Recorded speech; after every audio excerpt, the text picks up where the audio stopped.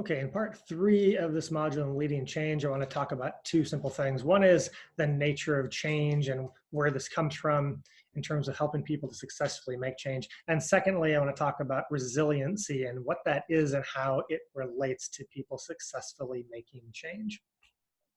So let's start out with the nature of change and what helps people to be successful in changing versus what keeps people from making the changes they need to make in life.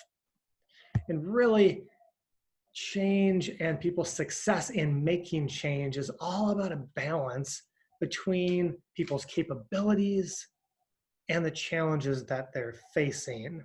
And what I mean is there's this balance that goes on about we need or want to make a change in our life, and we have a certain level of ability and willingness to move towards that change, to make that change in our life. But there tend to be some sort of challenges or obstacles in our way often that keep us from making the change. So if you even take the simplest example of trying to diet and lose weight, right, which most of us have done at some point in our life, uh, it's a balance between, do we have the ability to be healthier, eat healthier, exercise more, and do we have the willingness to do what it takes, compared to the challenge and the obstacle of actually doing it, needing to, go out there and do the exercise and go through that pain and effort and buy the food that we need to eat and eat this restricted diet that we may not be very excited to eat, and the cost associated with that, the time associated with all those things that we need to do to be healthy. There's challenges and obstacles in the way, and there's certain level of ability and willingness we have to make the change. And if those are out of balance, we have an issue. So if we have more ability and willingness to make the change than we do negative challenges and obstacles in the way, then we're likely to be successful in making that change. But when the challenges and obstacles in our way that are facing us and keeping us from making the change, when they're greater than our ability or our willingness to take the action towards that change, we're not likely to have success making the change.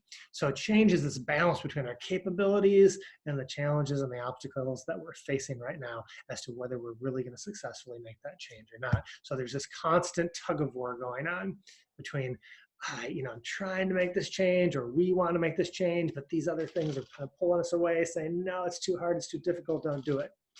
And who's going to win?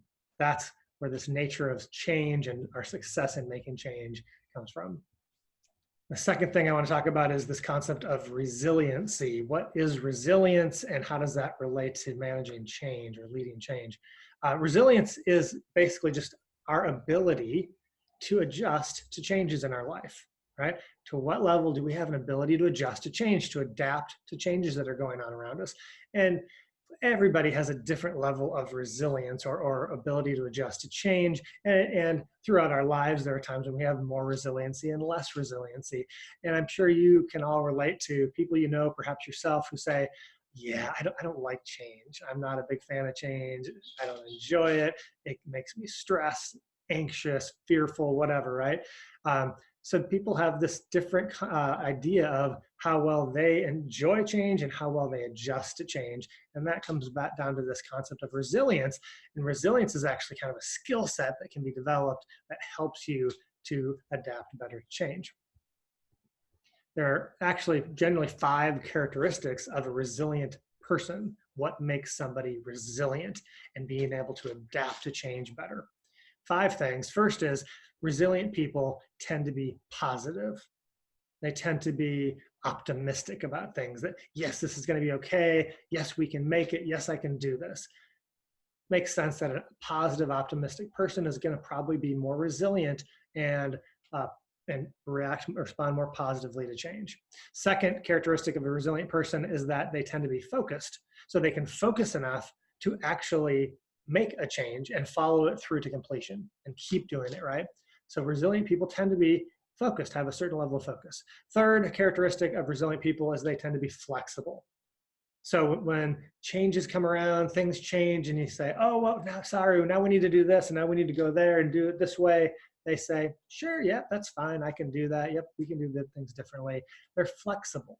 Makes sense, right? Flexible implies that you're adaptable to change.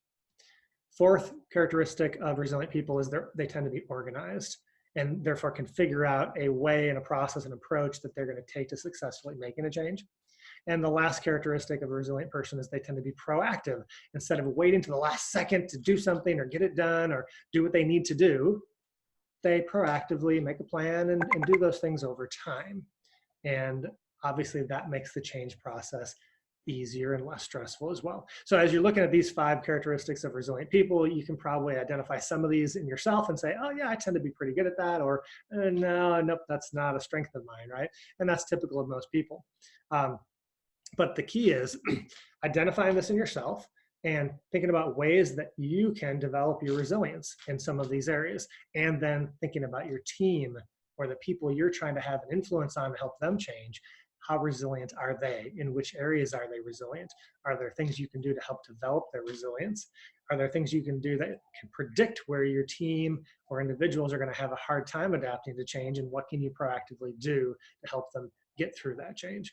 This is why it's important to know about, think about resilience as in terms of yourself, your current team, how you're recruiting future people onto your team, and it'll help you to be a better leader of change.